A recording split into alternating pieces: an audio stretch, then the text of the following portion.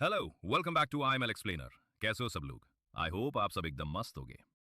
तो देखो दोस्तों, अगर आप पहली बार ये वीडियो देख रहे हो इस चैनल पे, तो पहले मैं आपको बता दूं, हम यहाँ पे थ्रोन ऑफ मैजिकल आर्काना नाम की एक बहुत ही मस्त नॉवल एक्सप्लेन कर रहे हैं। और गाइस, ट्रस्ट मी, ये नॉवल सच में नेक्स्ट लेवल है। तो अभी हम चैप्टर्स 9 तो 15 कवर करने वाले हैं, लेकिन उससे पहले जो भी नए व्यूअर्स हैं, उनके लिए मैं क्विकली प्रीवियस चैप्टर्स का समरी दे देता हूं, ताकि आपको पूरी स्टोरी समझ आ जाए। और अगर आपने ऑलरेडी प्रीवियस वीडियोस देख लिए हैं तो भी एक बार सुन लो, रिफ्रेश हो जाएगा मेमोरी। तो चलो शुरू कर। सो इमेजिन करो, एक नॉर्मल कॉलेज स्टूडेंट है शाफंग। रात के 2 बजे लाइब्रेरी में बैठा हुआ असाइनमेंट कंप्लीट कर रहा है। थक जाता है, आंख लग जाती है, और फिर ये क्या, इतनी स्मोक, सांस क्यों नहीं आ रही? उसे लगता है वो जल रहा है, हेल्पलेस, कंट्रोल जीरो। और फिर सडनली, हाँ, मैं बच गया। वो आंख खोलता है, लेकिन वेट, ये लाइब्रेरी नहीं है। वो एक छोटी सी झोपड़ी में होता है, बॉडी वीक, कपड़े अजीब, इन्वायरमेंट अननोन, और लोग उसे बुला रहे होते हैं, लूसियन। शाफंग स्लोली समझने लगता है, मतलब मैं किसी और की बॉडी में हूँ। तभी बाहर से आवाज आती है, विच को जलाया जा रहा है। विच, सीरियसली? वो बाहर जाता है, और जो सीन वो देखता है वो शॉकिंग है। एक यंग वुमन को लोगों के बीच बना गया है, लोग चिल्ला रहे हैं, गाली दे रहे हैं, पत्थर मार रहे हैं। ये लोग इतने वायलेंट क्यों हैं? फिर एक बिशप आता है, काम, पावरफुल, सब चुप हो जाते हैं, और बिना किसी वुड या फायर के सिर्फ एक क्रॉस से वो लाइट क्रिएट करता है और विच को जिंदा जला देता है। ये नॉर्मल फायर नहीं था, ये मैजिक है। यहीं पे एक मेजर रियलाइजेशन होता है, ये दुनिया नॉर्मल नहीं है, यहाँ मैजिक और डिवाइन पावर रियल है। थोड़ी देर बाद उसे और सच पता चलता है, ओरिजिनल लूसियन को चर्च ने इंटेरोगेट किया था, सिर्फ इसलिए क्योंकि वो विच का नेबर था, और इंटेरोगेशन के बाद वो मर गया। मतलब इनोसेंट होने से भी कोई फर्क नहीं पड़ता, ये वर्ल्ड डेंजरस है। अब उसके पास कुछ भी नहीं है, no power, no money, no protection. लेकिन फिर एक स्ट्रेंज चीज होती है, ये क्या, मेरे दिमाग में बुक्स। उसके माइंड के अंदर एक कंप्लीट लाइब्रेरी एग्जिस्ट करती है, उसकी पुरानी दुनिया की नॉलेज के साथ। अगर ये काम करे तो शायद मैं सर्वाइव कर सकता हूँ। लेकिन प्रॉब्लम, मोस्ट बुक्स लॉक क्यों है? रात होती है, सब सो रहे होते हैं। सोब सोब, ये आवाज, वो सुनता है रोने की आवाज उस जाली हुई विच के घर से। सिर्फ मुझे ही सुनाई दे रही है। वो डिसाइड करता है ये नॉर्मल नहीं है, मुझे चर्च के पास जाना होगा। एक पास्टर आता है गार्ड्स के साथ, पास्टर कामली, तुमने सही किया, ये जगह क्लीन करनी होगी। हिडन टनल मिलता है, और फिर लूसियन को अंदर भेजा जाता है। मैं, सीरियसली? अंदर darkness, smell, silence. Suddenly screech, red eyed rats attack करते हैं। ये कितने ज्यादा हैं? फाइट स्टार्ट होती है। लूसियन पहली बार लाइफ और डेथ सिचुएशन फेस करता है। काम डाउन, पैनिक करूंगा तो मर जाऊंगा। वो फाइट करता है, धीरे धीरे कंट्रोल सीखता है। फिर ट्विस्ट, गार्ड, कुछ गलत है। पॉइजन प्लस इल्यूजन एक्टिवेट होता है, और गार्ड्स एक दूसरे को एनिमी समझकर अटैक कर देते हैं। ये रियलिटी फेक हो सकती है? लूसियन समझ जाता है, ये सब एक ट्रैप है। वो एक स्ट्रेंज प्लांट देखता है, जब तक ये है इल्यूजन खत्म नहीं होगा। वो उस प्लांट को डिस्ट्रॉय करता है, इल्यूजन ब्रेक, और उस मोमेंट 3 मैजिक बुक्स डिस्ट्रॉय हो जाती हैं, लेकिन उनकी कॉपी उसके माइंड लाइब्रेरी में स्टोर हो जाती है। मतलब मैं मैजिक सीख सकता हूँ। अब उसके पास चॉइस है, चर्च फॉलो करूँ सेफ रहने के लिए, या मैजिक सीखूं स्ट्रॉन्ग बनने के लिए। थोड़ा सोचने के बाद, अगर मुझे सर्वाइव करना है तो मुझे स्ट्रॉन्ग बनना पड़ेगा, और इस वर्ल्ड में स्ट्रेंथ का मतलब है मैजिक। एक नॉर्मल लड़का, एक डेंजरस मैजिकल वर्ल्ड, और एक रिस्की डिसीजन। क्या लूसियन सच में एक पावरफुल मैजिशियन बन पाएगा, या वो भी एक दिन विच की तरह जला दिया जाएगा? ऊपर कॉर्नेट की ओर चल पड़ा। रास्ता पूछते हुए वो हवा में घुलते सुंदर संगीत का आनंद ले रहा था। जैसे ही वो वापस एडरन पहुंचा, उसने एक व्यस्त पब देखा जिसके बाहर कॉर्नेट का बोर्ड टंगा हुआ था। पब के बाहर समय समय पर जवान लड़कियां और महिलाएं आती, अंदर झांकती और फिर निराश होकर चली जाती। ये लूसियों के लिए दिलचस्प और उलझाने वाला था। सुबह का समय साफ तौर पर पब के लिए व्यस्त समय नहीं था। एक पतली सुनहरे बालों वाली लड़की पब के दरवाजे से अंदर झांक रही थी। फिर वो हाँ भरती है और जाने ही वाली थी, लेकिन उसने लूसिया को वहां खड़ा देखा, जो उसके रास्ते से हटने का इंतजार कर रहा था। ओह, लूसियों, वो चौंक कर बोली। लूसियों इस तरह की स्थिति का आदी था। वो मुस्कुराया और बोला, मॉर्निंग, तुम यहाँ क्या कर रही हो? लड़की के धूप में तमतमाए गाल अचानक लाल हो गए। मैं बस रास्ते में थी। मैंने सुना है कि आज पब में एक नया बार्ड आया है, तो खैर मुझे जाना होगा लूसियन। लूसियों के अलविदा कहने से पहले ही वो जवान लड़की लाल गालों के साथ जल्दी से चली गई। लूसियन ने अंदाजा लगाया कि जिस बार्ड की वो बात कर रही थी वो काफी आकर्षक होगा। हालांकि इसका लूसियों से कोई लेना देना नहीं था। वो यहाँ काम करने आया था। उसने धीरे से दरवाजा धक्का दिया और पब के अंदर कदम रखा। लुस्टिया की पब के बारे में पहली छाप अच्छी नहीं थी। एक धुंधली जगह, तेज शराब की बदबू और बिखरी हुई मेजें और कुर्सियां। उसकी आंखों को अंधेरे माहौल का आदी होने में थोड़ा समय लगा। कई शराबी शोर से जाग गए। उन्होंने कुछ गालियां दी और फिर से मेजों पर सो गए। एक नुकीली नाक वाला आदमी, तंग काले कोट में, शायद 30 की उम्र का, बार स्टूल पर बैठा अपनी अंबर रंग की शराब पी रहा था। कुछ कहे बिना उसने लुसियों की तरफ नजर डाली। लुसियोन ने चारों ओर देखा। जल्द ही उसने काउंटर के पीछे एक बौने को जोर से खर्राटे लेते देखा। वह एक ऊंची बार कुर्सी पर बैठा था, उसका गोल सिर दीवार से टिका हुआ था। उसकी चमकती लार उसकी सुनहरी दाढ़ी पर टपक रही थी, जो एक फीते में बंधी थी।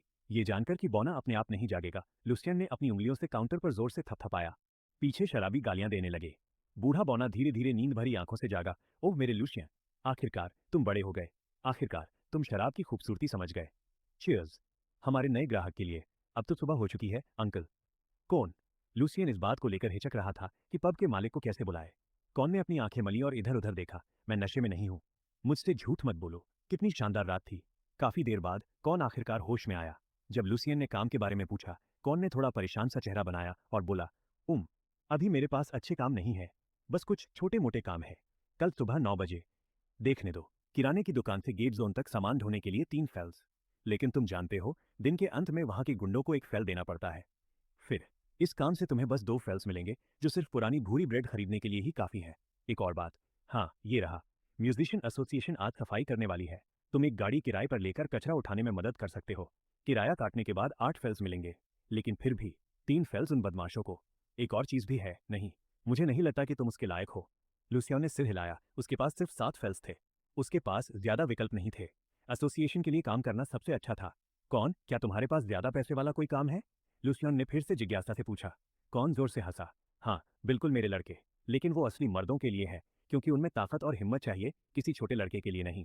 तुम तो शराब पीना भी नहीं जानते। फिर उसने अपनी आवाज धीमी की। मैंने अपने बार से बहुत से लोगों को डार्क माउंटेन रेंज की तरफ जाते देखा है। वे भाड़े के सैनिक और अनुभवी एडवेंचरर्स थे, लेकिन बहुत बहुत कम लोग ही जिंदा वापस आए। कौन ने डकार ली और बोला, बेशक उन्होंने बड़ी दौलत कमाई, हालांकि उन्हें कम मत समझो। उनमें से कई हाई लेवल नाइट्स थे। लुसियन के पीछे से एक नरम लेकिन आकर्षक आवाज आई। अंत में उसका लहजा थोड़ा ऊपर उठा, जो सलीकेदार और मोहक लग रहा था। लुसियन ने पीछे मुड़कर देखा और एक चांदी बालों वाला आदमी पब के एक कमरे से उनकी ओर चलता आ रहा था। उसने पतली पैंट और लाल जैकेट पहन रखी थी, जिसके ऊपर काले ऊंचे कॉलर वाला कोट था। वे औपचारिक कपड़े उस पर हैरान कर देने वाले रूप से आरामदेह और शानदार लग रहे थे। उसके चेहरे के नैन नक्श काफी नाजुक थे। चांदी जैसी आंखें, लंबी सीधी नाक, पतले होंठ। वो आदमी लगभग एक आकर्षक एल्फ जैसा लग रहा था, अपने रेशमी चांदी जैसे बालों के साथ, जो रात के पूरे चांद जैसे थे। हाथ में एक हार पकड़े हुए वो आदमी एक बार कुर्सी उठाकर बैठ गया। हे रायन, एक ड्रिंक लोगे? कौन ने एक गिलास उठाया। धन्यवाद, लेकिन मैं सिर्फ रात में पीता हूँ, वो मुस्कराया। महाद्वीप में करीब 300 सालों से शांति बनी हुई है। नाइट्स लोगों की जरूरत से ज्यादा हो गए हैं। डची ऑफ ओरवारेट, जो डार्क माउंटेन रेंज के सबसे पास है, मिथकों और रहस्यमय खजानों से भरा है। कई नए और सम्मानित नाइट्स यहाँ श्रेय, सम्मान और दौलत की तलाश में आते हैं। उसने हाथ के तार छेड़े और आगे बोला, इसके अलावा उनमें से कुछ टूटे हुए नाइट्स थे, कुछ सजायाफ्ता थे, कुछ यात्री थे और कुछ डार्क नाइट्स थे, जिन्हें चर्च ने स्वीकार नहीं किया। राइन के इनकार से कौन थोड़ा नाराज था। वो बुदबुदाया, लुशियन, ये राइन का रेंडिया है। एक बार्ड के रूप में इसने बहुत यात्रा की है, और ये अभी अभी किंगडम ऑफ सिरक्यूज में जुनूनी ट्रिया महिलाओं से बचकर आया है। Kingdom of Syracuse? लुसियन ने पूछा। कौन जोर से हंस पड़ा। उसकी लंबी सुनहरी दाढ़ी हंसते हुए हिलने लगी। अपने झुर्रीदार चेहरे पर एक रहस्यमय मुस्कान के साथ उसने जवाब दिया, हाँ सिरक्यूज, एक जुनूनी रोमांटिक देश जहां प्यार सबसे ऊपर है। जब उन्होंने सिरक्यूज की बात शुरू की तो एक शराबी भी उनके साथ जुड़ गया। उसने जोर से डकार ली और उत्सुकता से पूछा, राइन, वो औरतें और महिलाएं वहां ट्रिया में, क्या वे सच में इतनी खूबसूरत और हॉट थीं? राइन ने हल्की मुस्कान के साथ अपने खास लहजे में जवाब दिया, हाँ थीं। उनकी आंखें सुबह के सितारों जैसी थीं, बाल रेशम जैसे, होंठ गुलाब जैसे और उनकी गोरी त्वचा दूध जैसी। मुझे अब भी उनकी खुशबू और उनकी गीली गर्म सांसें याद हैं। कुछ महिलाओं और डचेस ने तो मुझे अपने गुप्त मैनर्स में भी बुलाया था। शराबी ने उत्साह से बीच में टोका, तो तुम गए? लुसियन जानता था कि पुरुषों के बीच सबसे आम विषय महिलाएं होती हैं। सुनते हुए वो ये भी सोच रहा था कि उसे पढ़ना सीखना है। राइन ने वही मुस्कान बनाए रखते हुए जवाब दिया, मैंने उनसे कहा कि मुझे गंदी चीजें पसंद नहीं हैं जिन्हें कोई और इस्तेमाल कर चुका हो। मुझे सुंदर, साफ और शुद्ध जिंदगियां पसंद हैं, चाहे पुरुष हों या महिलाएं। वे दुनिया की सबसे स्वादिष्ट चीजें हैं। बकवास राइन, तुम्हारी हिम्मत नहीं होती उनसे ऐसे बात करने की। सही कहा, अगर तुमने ऐसा जवाब दिया होता तो अब तक तुम ट्रिया की मशहूर जेल में होते। चलो राइन, उन महिलाओं में से कई नाइट्स का मुकाबला कर सकती थीं। हिम्मत है? कौन और शराबी की हंसी के सामने राइन ने हल्के से कंधे उचका दिए। इसीलिए मैं अब यहाँ हूँ, सिरक्यूज में नहीं। काउंटर पर जोर से हाथ मारते हुए कौन इतनी जोर से हंसा कि लगभग घुट ही गया। वहां के सारे शराबी उसकी आवाज से जाग गए, गुस्से में लेकिन उलझन में। इतनी अच्छी कहानी हमारे प्यारे राइन से। कौन का चेहरा लाल हो गया। चीयर्स इस शानदार कहानी के लिए। सारे शराबियों को बस आले ही पता थी। वे मुफ्त ड्रिंक लेने के लिए काउंटर की ओर धक्का मुक्की करने लगे। चीयर्स राइन, बड़े डींग हाँकने वाला। वे हंसते और चिल्लाते रहे। कुछ देर बाद जब पब आखिरकार फिर से शांत हो गया तो कौन ये देखकर बहुत हैरान हुआ कि लुशियन अब भी वहां था। और क्या, मेरे लड़के? कौन ने पूछा। हाँ, मेरे पास एक नया ख्याल है। मैं सोच रहा हूं पढ़ना सीखने के बारे में। पढ़ना? अब कौन और भी ज्यादा हैरान था। तुमने राइन से बात की? तुम दोनों सपने देखने वाले हो। बार में कई लोग मजाक उड़ाने लगे। वो हमारे बहादुर छोटे गरीब के लिए कितना शानदार, महान सपना। जबकि कुछ ने समर्थन भी किया। लुशियन, अच्छा है, सपने ही एक असली आदमी बनाते हैं। कौन थोड़ी देर उनके साथ हंसा और फिर लुसियन की ओर मुड़ा। 2 साल लुसियन, कम से कम 2 साल लगेंगे तुम्हें पढ़ना सीखने में। तुम बिल्कुल शुरू से शुरू करोगे? क्या तुम्हें पता है कि इसमें कितना पैसा और मेहनत लगेगी? लुसियन ने उसकी आंखों में देखा, मजबूती से सिर हिलाया। मैं समझता हूँ। बहुत लोग मुझसे कहते हैं कि मैं इसके लिए या उसके लिए बहुत बड़ा हो गया हूँ। लेकिन कौन जैसा लोग कहते हैं देर से सही पर कभी न करने से बेहतर। अगर मैंने फैसला नहीं किया तो कभी शुरुआत ही नहीं होगी। अपने मूल संसार में एक यूनिवर्सिटी स्टूडेंट होने के नाते लुशियन को भरोसा था कि पहले से सीखी सारी जानकारी के साथ वो भाषा के नियम समझ पाएगा और बहुत जल्द पढ़ना शुरू कर देगा। अपनी बड़ी दाढ़ी को मरोड़ते हुए कौन ने सिर हिलाया। समझ गया, चर्च स्कूल में जाना तो तुम्हारे लिए नामुमकिन है, ये तय है। फिर दो रास्ते हैं, या तो तुम 10 साल के लिए अप्रेंटिस बनो या किसी टीचर को पैसे दो। लेकिन पहला रास्ता तुम जानते हो, यह इस पर निर्भर करता है कि तुम किसके अप्रेंटिस बनते हो। मुझे नहीं लगता कि किसी ब्लैकस्मिथ को पढ़ना सीखने की जरूरत है। वे इसके लिए तुम्हें पैसे नहीं देंगे। अगर तुम टीचर का खर्च उठा सको तो महीने के 5 नार्क लगेंगे, 5 सिल्वर कॉइन्स, और पूरे शहर में यही दाम है। लुसियन अप्रेंटिस बनना नहीं चाहता था। 10 साल बहुत ज्यादा थे और उसे यह भी सुनिश्चित करना था कि कोई ये न जान पाए कि वो मैजिक सीखने की कोशिश कर रहा है। अप्रेंटिस बनने का मतलब था अपने मास्टर के घर में रहना। ये अच्छा नहीं होता। 5 नार्स। अगर तुम दिन रात काम करो और सबसे सस्ती भूरी ब्रेड खाओ तो 5 नार्स बचाने में भी कम से कम आधा साल लग जाएगा। और 1 महीने में तुम कितना सीख पाओगे? कौन ने जोड़ा, क्या तुम फिर भी करोगे? लुसियन ने मजबूती से जवाब दिया, हाँ मैं करूंगा। 100 फेल्स एक नार के बराबर थे। ये एक मुश्किल शुरुआत थी लेकिन फिर भी संभव थी। लुसियन ने बहुत से नॉवेल्स पढ़े थे कि कैसे बिल्कुल जीरो से बड़ी दौलत बनाई जाती है। दुर्भाग्य से उनमें से कोई भी उसके लिए मददगार नहीं था। 7 फेल्स किसी भी चीज को शुरू करने के लिए काफी नहीं थे। जब सुबह की धूप मार्केट पर चमक रही थी तब लुशियन पहले ही भारी सामान से भरा बैग उठाकर गेट की तरफ जा रहा था। इंसान के चाहे कितने भी बड़े सपने हों, जिंदा रहना हमेशा पहले नंबर पर आता है। उसके चेहरे से पसीने की बूंदें बह रही थीं। उसके लिनन कपड़े पूरी तरह गीले हो चुके थे। और भी बुरा यह था कि गुच्चे नाम का मोटा आदमी बगल से लगातार बड़बड़ा रहा था। डैम बच्चा, ध्यान से, मेरा सामान खराब मत करना। उसने रुमाल से अपना माथा पोंछा। या फिर ज्यादा पैसे देकर किसी और को ढूंढ लो, लुसियन ने मन ही मन जवाब दिया। साथ ही उसे ये सोचकर खुशी भी हो रही थी कि सारा काम अकेले करके वो एक फेल और कमा सकता है। आखिरकार वे गेट तक पहुंच गए। लुसियन ने सामान को सुरक्षित तरीके से कार्ट पर रख दिया। गुच्छे ने अनमने मन से अपनी पर्स निकाली और लुसियन को 4 फेल्स दिए। फिर वो रुका और बोला, लड़के तुमने अच्छा काम किया। अगली बार भी ये काम तुम्हारा ही होगा। लुसियन ने बहुत कम पैसों में सारा काम अकेले किया था। इसमें कोई हैरानी नहीं थी कि गुच्छे अब अपनी सारी शिकायतें भूल चुका था। जैसे ही लुसियन को उसकी मजदूरी मिली, 2 गुंडे जैसे दिखने वाले आदमी उनके पास आ गए। हम एरन के लिए काम करते हैं, मैं ऑन्द्रे हूं। भूरे बालों वाले आदमी ने अपना परिचय दिया। उसके चेहरे पर एक निशान था। लुसियन इसके लिए पहले से तैयार था। उसने उसे एक फेल पकड़ा दिया। दूसरे आदमी ने बस लुसियन को घूरते हुए कहा, 2। लुसियन झट से बोल पड़ा, लेकिन एक ही होना चाहिए, सब एक ही देते हैं।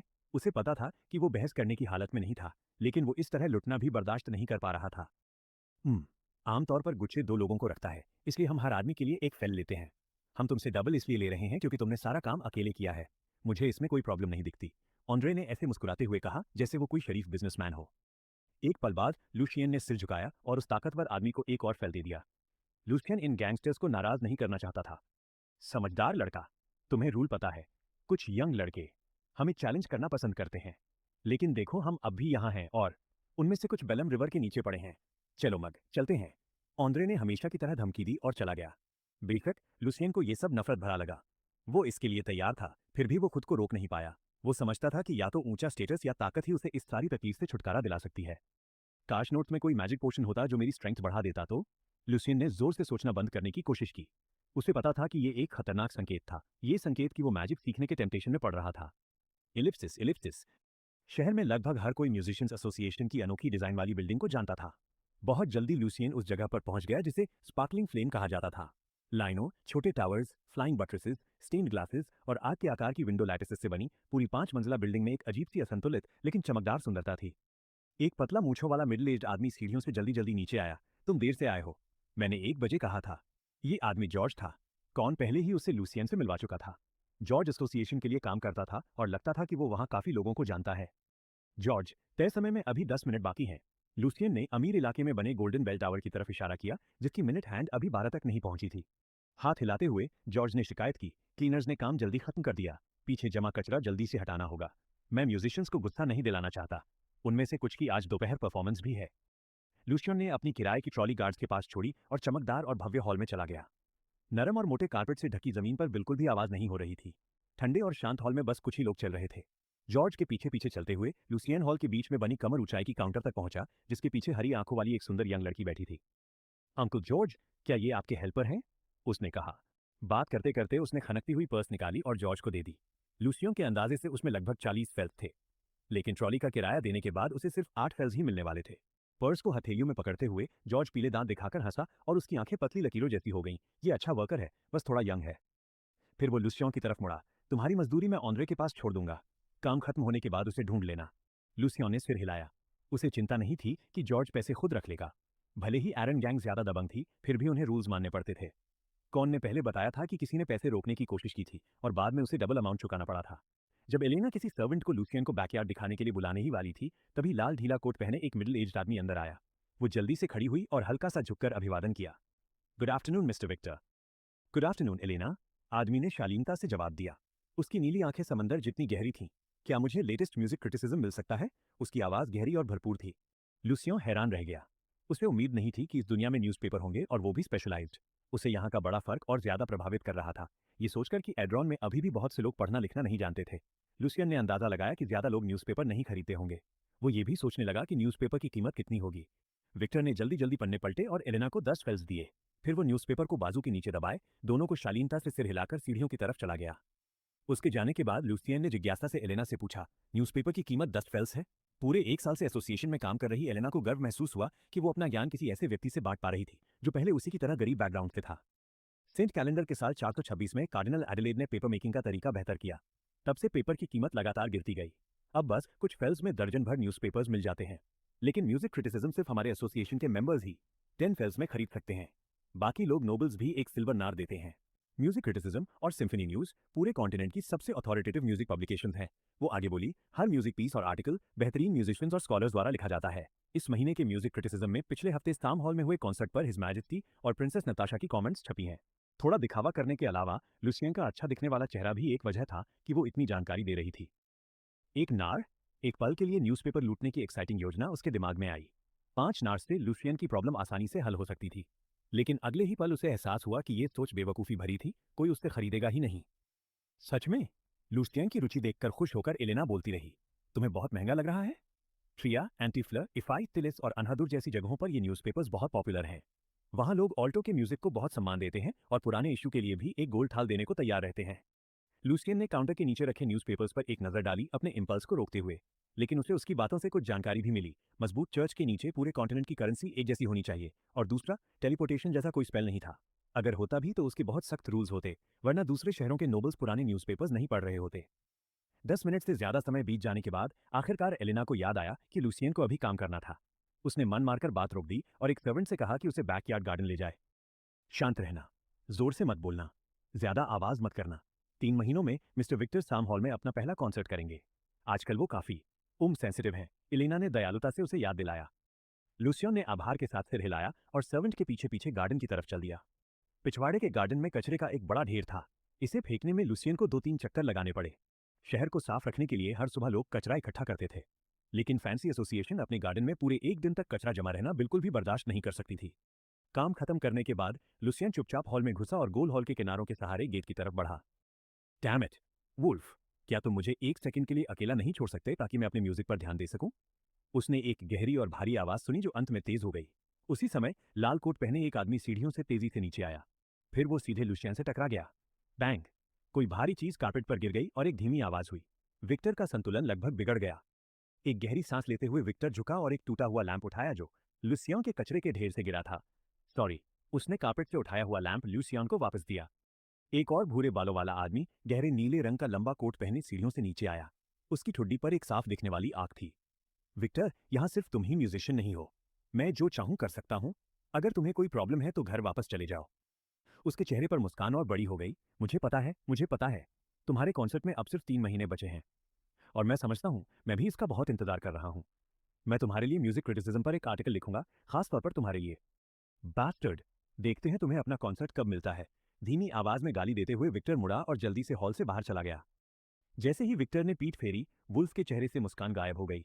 वो बड़बड़ाते हुए वापस चला, ये मेरा होना चाहिए। उनकी बहस देखने के बाद लुसियन फिर से कचरा गेट तक ले जाने लगा। फिर उसने टूटा हुआ लैंप देखा जिस पर फैंसी पैटर्न्स बने थे और लैंप का निचला हिस्सा मेटल का था। कचरे को कार्ट में डालने के बाद लुसियन ने लैंप उठा लिया। ये कॉपर जैसा लग रहा था लेकिन ज्यादा लचीला था। शायद इसे स्मिथ की दुकान पर कई फेल्स में बेचा जा सकता था। लुसियन जैसे गरीब आदमी के लिए जो कुछ भी वो देखता था उसका संबंध पैसों से होता था। रुको, शायद मुझे इस ढेर में पेपर या क्विल्ट जैसी और भी काम की चीजें मिल सकती हैं। अब ये कचरे का ढेर लुसियन के लिए एक ट्रेजर बन गया था। उसका दिल हैरानी और एक्साइटमेंट से भरा था। हालांकि अमीर लोग इसे देखने की भी परवाह नहीं करते, लेकिन लुसियन के लिए ये उसकी जिंदगी बदलने का पहला मौका था। 5 सिल्वर नार्ड एक महीने की एजुकेशन कॉस्ट के लिए काफी थे। इसके अलावा उसके दिमाग के अंदर एक पूरी लाइब्रेरी थी जो लगातार एक्सपैंड हो सकती थी। अगर वो पढ़ना सीख सका तो उसे भरोसा था कि वो पैसा कमाने के बेहतर तरीके ढूंढ लेगा। अपने फ्यूचर के बारे में सोचते ही लूशियन को ऊर्जा महसूस हुई। उत्साहित होकर उसने अपना कार्ट शहर से बाहर खींच लिया, लेकिन वो चिंतित भी था। किसी को भी कचरे की पुरानी चीजें पसंद नहीं थीं। मुझे बस सावधान रहना होगा। अगर एरन का गैंग इसे जान गया तो वे मुझसे और ज्यादा मांग करेंगे। नालियों में हुई लड़ाई के बाद इस दुनिया और गैंगस्टर्स से लूशियन का डर कम हो गया था। उसे पता था कि वह उनसे बेहतर लड़ना जानता है। हॉल से निकलने के बाद लूशियन ने एक सिल्वर हेयर्ड आदमी को आराम से एसोसिएशन की तरफ जाते देखा। राइन, ये यहाँ क्या कर रहा है? लूशियन ने इस पर ज्यादा ध्यान नहीं दिया। इतने प्रतिष्ठित प्लेस पर किसी बार्ड का आना अजीब नहीं था। ऑनरे गेट पर था। उसने लूशियन को पहचाना और उसका पूरा भरा हुआ कार्ट देखा। उसने बस हाथ हिलाया और उसे शहर से बाहर जाने दिया। हालांकि उत्साहित था, फिर भी लूशियन ने अपनी गार्ड आसानी से नीचे नहीं की। गेट से 20 मिनट चलने के बाद लूशियन आखिरकार बेलम रिवर के किनारे एक शांत जगह पर रुका। कचरे को खंगालते हुए लूसिया को कुछ काम की चीजें मिली। एक टूटा हुआ लैंप, मेटल के कई जंग लगे टुकड़े, 8 घिसे हुए क्विल्स और पेपर के कुछ बंडल आदि। आखिर में लूशियन ने एक अच्छी खुशबू वाला डैमेज्ड काला लेस निकाला। ये वेल जैसा लग रहा था, जो शायद कभी किसी महिला म्यूजिशियन का रहा होगा। बिना किसी इरोटिक कल्पना के लूसियन बस पैसों के बारे में सोच रहा था। इसकी क्राफ्ट्समैनशिप अच्छी है। शायद शायद मैं इसे किसी टेलर को बेच सकता हूं जो इसे डेकोरेशन के तौर पर इस्तेमाल कर सके। इन चीजों को कुछ पेपर में लपेटकर लूशियन ने उन्हें घास में छिपा दिया।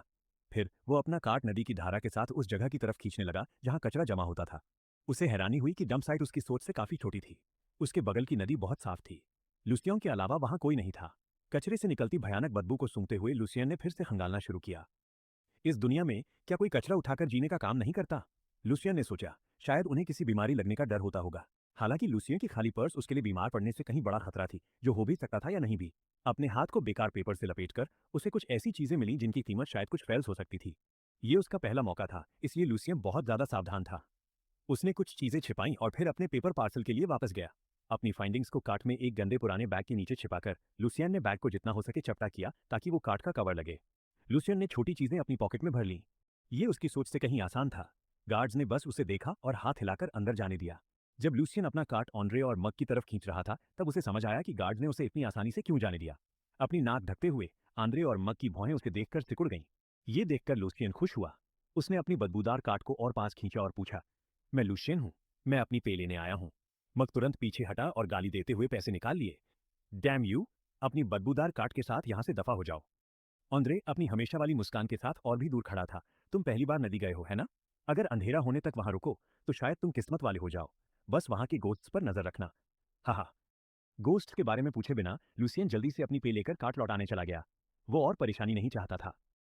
लूसियन ने कचरा साफ करने के कुल 5 फेल्स कमाए, लेकिन उसकी फाइंडिंग्स उनसे ज्यादा महत्वपूर्ण थीं, क्योंकि उनसे वो आसानी से 5 नार्स कमा सकता था। घर लौटने के बाद लूसियन ने बाकी चीजें जल्दी से छिपाई और फिर मार्केट की तरफ दौड़ पड़ा। लूसियन ने वेल को साफ किए बिना ही सीधे एक टेलर के पास ले गया। वो काफी एक्साइटेड था। हालांकि जब लूसियन टेलर शॉप के सामने खड़ा हुआ तो वो हिचकिचाने लगा। शायद वो कुछ बोलने से पहले ही डांट दिया जाता या बाहर निकाल दिया जाता। लूसियन का चेहरा लाल हो गया, जैसे जब वो यूनिवर्सिटी में सेल्स करने की कोशिश करता था। डरपोक मत बनो लूसियन, इसे शर्मनाक मत समझो। लूसियन ने खुद को हौसला दिया। तुम्हारी डिग्निटी अभी तुम्हारे किस काम की है? क्या डिग्निटी तुम्हारी काली ब्रेड को सफेद बना सकती है? या तुम्हें स्टेक, कॉडफिश और वाइन दिला सकती है? क्या डिग्निटी तुम्हें पढ़ना सिखा सकती है? इस दुनिया में आने के बाद लूसियन ने काफी कुछ झेला था। वो मौत की सीमा तक भी पहुंच चुका था। उसने जल्दी से फैसला किया और मजबूत कदमों के साथ शॉप में घुस गया। चश्मा पहने एक बूढ़ा आदमी शॉप में बैठा था। लूसियन को अंदर आते देखकर उसने उलझन में पूछा, यस? लूसियन के कपड़े साफ दिखा रहे थे कि वो इतना गरीब है कि किसी महंगे टेलर के पास आने लायक भी नहीं है। बहुत उत्साह के साथ मुस्कुराते हुए लूसियन ने अपने हाथ रगड़े। हेलो सर, मेरे पास एक अच्छा काला लेस है और मैं जानना चाहता था कि क्या आपको इसमें इंटरेस्ट है? लूसियन अपनी बात पूरी भी नहीं कर पाया था कि बूढ़े आदमी ने उसे गुस्से में बीच में रोक दिया। एक बढ़िया काला लेस तुमसे? निकल जाओ यहां से, तुम बदमाश चोर। वो काउंटर से बाहर आया और लूसियन को धक्का देकर बाहर कर दिया। मैं ओल्ड फॉराव, एक शरीफ टेलर हूं। मैं सिर्फ लाउसी से ही कपड़े खरीदता हूं। पहली शॉप से बाहर निकाले जाने के बाद लूसियन के पास अगली शॉप ढूंढने के अलावा कोई रास्ता नहीं था, और इस बार वो एक अलग तरीका आजमाएगा। बाहर निकलो, हमें तुमसे कुछ भी नहीं चाहिए। ये तीसरी बार था जब लूसियन को मना किया गया। ये फैंसी टेलर हमेशा लूसियन जैसे गरीब लोगों से नफरत करते थे। यहाँ तक कि जब लूसियन ने लेस दिखाई तब भी वे उस पर एक सेकंड भी बर्बाद नहीं करना चाहते थे। ये एक बड़ा मार्केट था। 10 से ज्यादा गलियां थीं जो एक दूसरे को काटती थीं। यहाँ इंसान, ड्वार्फ और एल्फ द्वारा चलाई जा रही कई तरह की दुकानें थीं। जल्द ही लूसियन को एक और साफ सुथरी छोटी टेलर शॉप मिली जो एक गली के आखिर में थी। काउंटर के पीछे 15 या 16 साल का शर्मीला सा ब्लॉन्ड लड़का खड़ा था। हाय, मैं बस्टर हूँ। क्या मैं आपकी कुछ मदद कर सकता हूँ? हाँ, क्या आप कृपया इस लेस को देख सकते हैं? लुसियन ने वेल काउंटर पर रख दी। बस्टर ने उसे हल्की रोशनी में अपनी उंगलियों से धीरे धीरे रगड़ा और चौंक गया। सर, ये किंगडम ऑफ होम की ब्लैक नाइटिंगेल है। आपको ये कहाँ से मिली? बाकी टेलर्स की तरह बस्टर भी जानता था कि लुसियन इस लेस को खरीद नहीं सकता। कभी कभी अमीर लोग भी ब्लैक नाइटिंगेल का छोटा सा टुकड़ा नहीं खरीद पाते थे। सभी नोबल लेडीज इसे चाहती थीं। लुसियन ने अपनी आवाज धीमी की। चिंता मत कीजिए, ये साफ है। साफ? करीब 30 साल का एक आदमी पीछे से बाहर आया। पतले चेहरे वाला वो आदमी मैकडॉवेल था, इस दुकान का मालिक। लुसियन हैरान था कि उन्होंने उसे तुरंत बाहर नहीं निकाला, जो एक अच्छा संकेत था। हाँ, हाँ, मैं भगवान के नाम पर कसम खाता हूँ। आप देखिए, इसमें एक छेद है।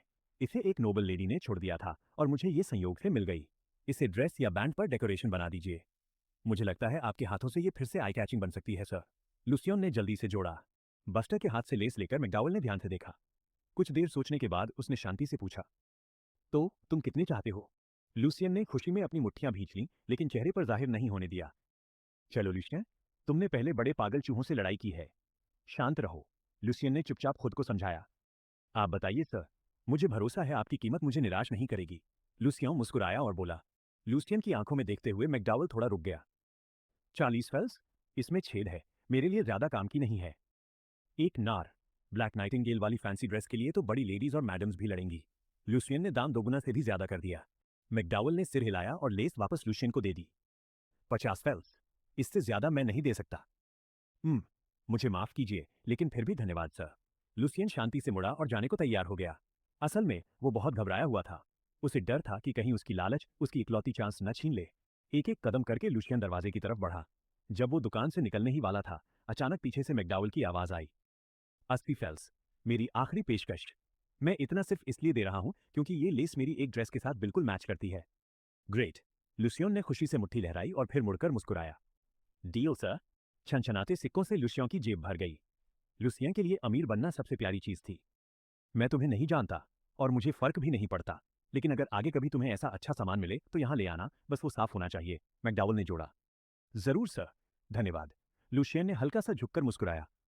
दुकान से बाहर निकलते ही लुसियन को लगा कि नीले आसमान के नीचे धूप बहुत चमकदार है। पहले से भी ज्यादा ताजी हवा लेते हुए लुसियन को ये दुनिया भी थोड़ी प्यारी लगने लगी। 80 फेल्स उसके लिए काफी थे।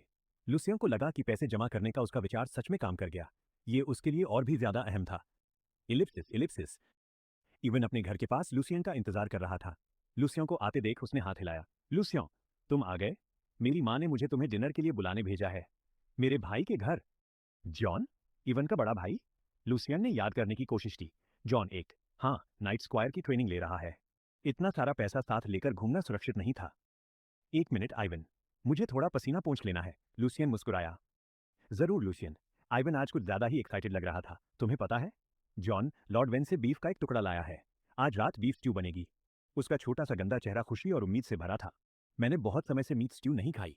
असल में छोटा इवेन का परिवार एड्रो में रहने वाले ज्यादातर लोगों जितना गरीब नहीं था। बस्कर होने के कारण जोएल की आमदनी कभी कभी बदलती रहती थी, लेकिन फिर भी ये मजदूरों से बेहतर थी। अलिसा लॉन्ड्री मेड के रूप में काम करती थी, लेकिन वे हमेशा जॉन की ट्रेनिंग के लिए पैसे बचाते थे। ओल्ड एवंस, लुसियन के पिता, पहले उनकी काफी मदद किया करते थे। पैसा सुरक्षित छुपाने के बाद लुसियन ने जल्दी से चेहरा धोया और आइवन के साथ आंट अलीसा के घर की ओर चल पड़ा। कुटिया के सामने कई पड़ोसी इकट्ठा थे। छोटा जॉन अब लॉर्ड वेन के साथ स्वॉन नाइट स्क्वायर है ना? हाँ, अलीसा ने खुद मुझे बताया। छोटा जॉन अभी 19 का भी नहीं है। एक दिन किस्मत हुई तो उसके खून में एंडाउड ब्लेसिंग जाग सकती है, तब वो असली नाइट बन जाएगा। फिर लिटिल जॉन नहीं, हमें कहना होगा लॉर्ड जॉन। अब जॉन सिटी गार्ड का कमांडर भी बन सकता है, स्वॉन नाइट स्क्वायर होने के नाते। जोल और अलीसा कितने खुशकिस्मत हैं। उन्हें अपने बेटे पर बहुत गर्व होगा। इवन बड़े गर्व से सिर हिला रहा था। जैसे ही वे लिविंग रूम में दाखिल हुए, एक ब्लॉन्ड जवान लड़का कुर्सी से खड़ा हो गया। अपने पिता की शक्ल पाकर जॉन एक हैंडसम नौजवान था, लंबा और सीधा। उसकी शालीन चाल ढाल लुसियन को काफी प्रभावित कर रही थी। तुम्हारे साथ जो हुआ वो सुनकर मैं काफी चिंतित था, लुसियन। मुझे खुशी है कि अब तुम ठीक हो। जॉन ने लुसियन के कंधे पर हाथ रखा और मुस्कुराया। हालांकि वो लुसियन से सिर्फ 1-2 साल ही बड़ा था, फिर भी जॉन कहीं ज्यादा परिपक्व लगता था। उसकी ग्रे नाइट पोशाक भी उसे खास बना रही थी। धन्यवाद जॉन, ये कोई बड़ी बात नहीं थी सच में। आंटी अलीसा हमेशा मेरी चिंता करती रहती हैं। लुसियन ने सिर हिलाया। जब वे डिनर टेबल के चारों ओर बैठे, जॉन ने अपना हाथ लुसियन के कंधे पर रखा। मुझे हमारे बीच अजीब सा क्यों लग रहा है? अरे, हम तो सबसे अच्छे दोस्त हैं। शायद तुम घर छोड़ने के बाद काफी बदल गए हो। लुसियन थोड़ा नर्वस था। जॉन ने गंभीरता से सिर हिलाया। हाँ, ऐसा ही कहूंगा। वहां की ट्रेनिंग ने मुझे शारीरिक और मानसिक दोनों तरह से बहुत बदल दिया। ये बहुत कठिन था, लेकिन मुझे उससे बहुत कुछ मिला। डिनर कोई फीस नहीं था। मेज पर सिर्फ बीफ स्ट्यू और रोस्टेड फिश थी, लेकिन लुशियन के लिए ये डिनर बेहद स्वादिष्ट था। उसने अपना हिस्सा पूरा खा लिया और कई बार अपनी जीभ तक काट ली। खुश मिलन इतना मीठा था कि जोएल को भी आले के साथ बीफ खाने का दुर्लभ मौका मिला। अलीसा ने डिनर के दौरान और भी ज्यादा बातें की। ज्यादातर समय वही अकेली लगातार बोलती रही। जोएल, लुसियन या इवन के दो चार शब्द ही उसे जारी रखने के लिए काफी थे। नाइट के नियमों के अनुसार जॉन बहुत ज्यादा नहीं बोला। मैं भर गया। खुश डिनर का अंत छोटे आइवन की जोरदार डकार के साथ हुआ। जॉन मुस्कुराया और सिर हिलाया। इवन, ज्यादा खाना तुम्हारे लिए अच्छा नहीं है। फिर वो लुसियन की तरफ मुड़ा। क्या तुम्हारे पास भविष्य की कोई योजना है? उसने पूछा। अपने शब्द सावधानी से चुनते हुए लुसियन ने सिर हिलाया। हाँ, अभी साफ नहीं है, लेकिन मैं अब जैसी जिंदगी नहीं जीना चाहता। अच्छा, जॉन ने उसकी आंखों में देखा। लॉर्ड वेन ने हमें बताया था, अपनी जिंदगी से असंतुष्ट होना तुम्हें आगे बढ़ने पर मजबूर करता है। लॉर्ड वेन की मैनर में बेकरी और सेलर अप्रेंटिसेस ढूंढ रहे हैं। ये एक अच्छा मौका है, लेकिन तुम्हें वहां 10 साल काम करना होगा। अगर तुम्हें ये काम चाहिए तो अगले मंडे तक मुझे बता देना। इस दुनिया के लोग भी इस कथा पर विश्वास करते थे कि भगवान ने 7 दिनों में सब कुछ बनाया। वे हर संडे चर्च भी जाते थे। नाइट स्क्वायर बनना बहुत प्रॉमिसिंग था। अब जॉन अपने परिवार और दोस्तों की मदद कर सकता था। हालांकि ये मदद उनकी जिंदगी पूरी तरह नहीं बदल सकती थी, फिर भी ये बहुत अहम थी। धन्यवाद जॉन। सच कहे तो लुसियन अभी अगले 10 साल खुद को बांधना नहीं चाहता था, खासकर जब उसने अपनी पहली छोटी फॉर्चून बनाई थी। लेकिन वो फैसला करने से पहले कुछ समय सोच लेना चाहता था। ठीक है, मुझे अब वापस जाना होगा। जॉन कुर्सी से उठा और अपने परिवार को गले लगाया, और फिर उसने लुसियन को जोर से गले लगाया। काश तुम पढ़ना जानते लुसियन। डाउनी कोट के लिए एक क्लर्क ढूंढ रहा है। ये अच्छी तनख्वाह वाली बहुत डिसेंट जॉब है। मैं पढ़ाई शुरू करने की योजना बना रहा हूँ। लुसियन ने मौका देखकर जॉन को बताया। जॉन काफी हैरान हुआ। फिर वो मुस्कुराया और सिर हिलाया। मैं देखूंगा कि तुम्हारे लिए कोई मौका है या नहीं। लुसियन ने फिर से जॉन को दिल से धन्यवाद दिया, लेकिन उसने सारी उम्मीद जॉन पर नहीं रखी। उसे खुद भी मेहनत करनी थी। Ellipsis ellipsis. अगले 3 दिनों तक लुसियन को ब्लैक नाइटिंगेल जैसी कोई कीमती चीज नहीं मिली, लेकिन फिर भी वो एक नार और 64 फेस बचाने में कामयाब रहा। अब वो रोज की तरह पूरे आत्मविश्वास के साथ सिटी गेट की ओर जा रहा था। लुसियन की पीठ को देखते हुए ऑन्द्रे ने मग को हल्का सा कोहनी मारी। वो हर सुबह शहर से बाहर क्यों जाता है? शहर से बाहर? उनके पीछे से एक मिलनसार आवाज आई। ऑन्द्रे जल्दी से मुड़ा, गंभीर चेहरे के साथ। Good morning Jackson. जैक्सन रियोडॉर्स एरन गैंग के नेताओं में से एक था। उसका चेहरा दयालु था, लेकिन उसकी चालाकी और धोखेबाजी उसे इस गिरोह के सबसे ऊपर पहुंचा सकती थी। अपनी ठुड्डी पकड़ते हुए जैक्सन ने एक तरह की मुस्कान पहनी। मॉर्निंग ऑन्द्रे, यहाँ क्या चल रहा है? कोई बड़ी बात नहीं है जैक्सन, ऑन्द्रे ने चापलूसी भरे तरीके से जवाब दिया। हाल ही में एक लड़का रोज शहर के बाहर जा रहा है। मैं बस सोच रहा था। दिलचस्प। क्या वो अपने साथ कुछ लेकर जाता है? किसी वजह से जैक्सन की मुस्कान थोड़ी डरावनी लग रही थी, जिससे एक पल के लिए ऑन्द्रे और मग दोनों के रोंगटे खड़े हो गए। मैक ट्रूथ के गॉड और अपनी मुट्ठियों दोनों पर विश्वास करता था और दावा करता था कि उसके अंदर यरन हाईलैंड के सैवेज खून का एक 16वां हिस्सा है। हालांकि उसका दिमाग उसकी मुट्ठियों जितना तेज नहीं चलता था। जैक्सन का सवाल उसके लिए बहुत कठिन था। मुझे याद है वो हमेशा एक पुराना सैक लेकर चलता है। कभी कभी वो उसमें कुछ लेकर वापस आता है। बेलेम रिवर के पास बहुत सारे मशरूम्स हैं। नहीं, मशरूम्स नहीं, जैक्सन ने बीच में टोका। तो फिर उसके जैसा गरीब आदमी और क्या कर सकता है? ऑन्द्रे ने घबराकर पूछा। बेलेम रिवर और मेल्जर ब्लैक फॉरेस्ट की तरफ मुख किए, जिस गेट पर ऑन्द्रे और मग निगरानी रख रहे थे, वो ऑल्टो के 3 गेट्स में सबसे व्यस्त था। अनगिनत मर्चेंट्स, एडवेंचरर्स और आम लोग हर दिन आते जाते रहते थे। वे लुसियन जैसे गरीब लड़के पर ध्यान देने की कभी परवाह नहीं करते थे। जैक्सन किसी वजह से आया था। ब्लैकस्मिथ रीगो 2 दिन पहले मेरे पास आया था। एक जवान लड़के ने उसे ओरिचाल्कम का एक अच्छा टुकड़ा बेचा। ओरिचा? ओरिचाल्कम या कहो माउंटेन कॉपर। इसे सिर्फ अमीर नोबल्स ही खरीद सकते हैं। हालांकि जो टुकड़ा उसे मिला वो सबसे कम क्वालिटी का था, फिर भी वो एक बढ़िया डैगर बनाने के लिए काफी था। रीगो और ढूंढना चाहता था, इसलिए वो मेरे पास आया। लुसियन ने वो बेचा? मग ने सीधे पूछा। जैक्सन ने हल्का सा सिर हिलाया। वो सावधान था। मेटल को पॉलिश किया गया था, इसलिए रीगो कोई सुराग नहीं ढूंढ पाया। मुझे उसे ढूंढने में पूरा 1 दिन लग गया, लेकिन वो कुछ स्मिथ्स की दुकानों पर गया था। उन्हें वो याद था। और तुम लोग भी उसे जानते हो। बिल्कुल सही, जैक्सन ने जोड़ा। तो हमें क्या करना चाहिए? ऑन्द्रे ने उत्सुकता से पूछा। उसका पीछा करो और पता लगाओ कि उसे माउंटेन कॉपर कहां से मिला। अगर वो तुम्हें देख ले तो उसे बुरी तरह पीटो और फिर पूछो। उसका सारा पैसा तुम्हारा होगा। समझ गया? मग ने ऑन्द्रे से पहले जवाब दिया। किसी को अच्छे से पीटे हुए उसे 2 हफ्ते से ज्यादा हो चुके थे। जब भी मारपीट की बात आती, वो हमेशा उत्साहित हो जाता था। Ellipsis ellipsis. अपना पुराना सैक उठाए, लुसियन बेलम रिवर की दिशा में चल रहा था। मुझे बाकी 2 गेट्स का ज्यादा इस्तेमाल करना चाहिए। लुसियन ने सोचा, हमेशा एक ही रास्ता लेना सस्पिशियस है। ऑन्द्रे और मग वे हमेशा वहीं रहते हैं। 2 गेट्स, एक पर्पल लिली में और दूसरा नोलन में, दोनों ही उसकी मंजिल से काफी दूर थे। लुसियन कभी कभी लौटते समय मशरूम्स इकट्ठा कर लेता था ताकि अपना असली मकसद छिपा सके, जिससे उसे ज्यादा समय लगता था। पीछे से एक आकृति अचानक चमकी। कौन है? लुसियन अचानक सतर्क हो गया। ये पहली बार नहीं था जब उसने किसी को उसका पीछा करते हुए पाया हो। नालियों के नीचे हुई उसकी कड़वी लड़ाई के बाद से वो अपने आसपास के माहौल के लिए और ज्यादा संवेदनशील हो गया था। अपनी तेज ऑब्जर्वेशन की बदौलत वो उन लोगों से बच निकलता था जो उसका राज जानना चाहते थे। सब कुछ ठीक दिखाने का नाटक करते हुए लुसियन एक मौके की तलाश में था। जब वो घनी घास और ऊंचे पेड़ों से ढके एक कोने में पहुंचा तो वो पूरी ताकत से एक बड़े पेड़ की तरफ दौड़ा। उसके पीछे छिपकर लुसियन चुपचाप उस आदमी का इंतजार करने लगा। वो शांत था। उसे पता होना चाहिए था कि उसका पीछा कौन कर रहा है ताकि भविष्य की परेशानी खत्म की जा सके। एक पल बाद भारी कदमों की आवाज और गालियां उस जगह से आईं जहां लुसियन पहले था। आवाज कोने से घूमकर आई, ठीक उस जगह के पास जहां लुसियन थोड़ी देर पहले खड़ा था। डैम इट, हम उसे खो बैठे। मैं सही था ऑन्द्रे, हमें उसे पकड़कर पीटना चाहिए था। सिर्फ तभी वो हमें सब बताएगा। लुसियन हैरान था। उसे उम्मीद नहीं थी कि एरन गैंग उसे इतनी जल्दी नोटिस कर लेगी। निराश महसूस करते हुए लुसियन ने कुछ दिनों के लिए अपना घर छोड़कर अपने पैसों के साथ कहीं छिपने का फैसला किया। वो पहले आंद्रे और मग के जाने का इंतजार कर रहा था। मैं वैसे भी अप्रेंटिस बन सकता हूँ, लुसियन ने चुपचाप खुद को दिलासा दिया। ऑन्द्रे और मग जानते थे कि अगर उन्होंने गड़बड़ की तो जैक्सन उनके साथ क्या करेगा। वे एक दूसरे से जोर जोर से बहस कर रहे थे। मैग सैवेजेस सूंघ सकते हैं। ऑन्द्रे ने अचानक मग के कंधे पर थप्पड़ मारा। हे, सूंघ क्या? तुमने कहा था कि वो सैवेजेस हाउंड्स जैसे होते हैं और हवा में किसी भी सेंट को पकड़ सकते हैं। ऑन्द्रे उत्साहित था। तुम्हारे अंदर सैवेज खून है, कोशिश करो। हाँ, कभी कभी ये काम नहीं करता, मग ने अपना गंजा सिर खुजाया। लुसियन अचानक बहुत ज्यादा घबरा गया। वो इस नई दुनिया के बारे में अभी भी बहुत कम जानता था। थोड़ा सा सिर उठाकर मग ने एक लंबी गहरी सांस ली। फिर वो उत्साहित होकर चिल्लाया, मुझे उसकी सेंट मिल गई। वो वहां है। वो पेड़ की तरफ दौड़ने लगा। मग ने उसे ढूंढ लिया।